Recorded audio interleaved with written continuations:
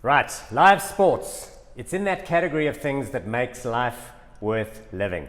And I'm not talking about amateur, stay-at-home sports, not you and your jogging around the block or playing tennis with your mates and having a couple of beers at the braai afterwards, swimming in your suburban pool. No, I'm talking about professional sports that you watch in person at a stadium, or probably these days more likely at home on your couch on the TV. Sport is what makes life worth living. It's humanity on show. Being a rabid sports fan is like the modern replacement but going to war.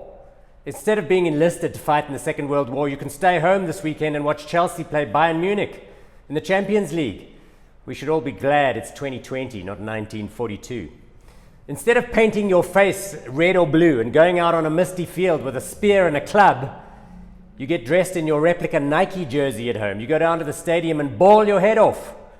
Or you can get dressed in the same outfit, stay at home, bawl your head off, while your team performs in live HD action on your big screen TV. As Bill Shankly once said, some people believe football is a matter of life and death. I can assure you it's much, much more important than that. Televised pro sports, of course, is a huge, huge business. In my opinion, there should be much more of it. Supersport should have 50 channels. I know that there's some people around here who think Leo Messi is overpaid, but I'm not one of them. No thanks. COVID-19, of course, has really screwed up the entire industry, and live attendance at matches right now, not feasible. Except, of course, rugby matches in New Zealand. Smug bastards. There have been sporting codes, of course, that have adapted well to the lockdowns, and others which have not. I saw something called the Ultimate Fighting Championship, abbreviated UFC. It's like an American mixed martial arts outfit that recruited a whole island in the United Arab Emirates to stage like an offshore fight island global event in July.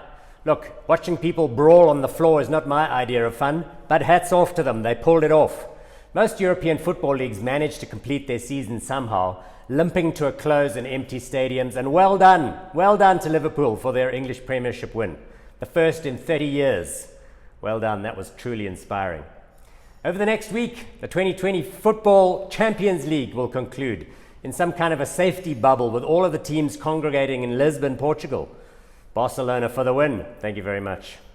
Football is due to return to South Africa this weekend, beginning with the Nedbank Cup semi-finals on Saturday and the ABSA Premiership thereafter.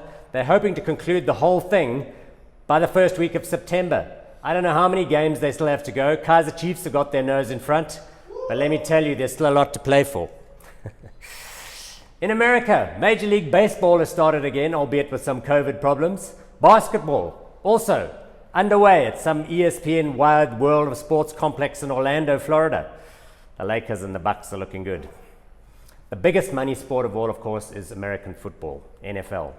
Did you know that one NFL game consumes the same amount of money if you add up all of the costs of rights acquisition, the TV production, and then the whole team gathering and the stadium and everything else, than the whole final season of Game of Thrones?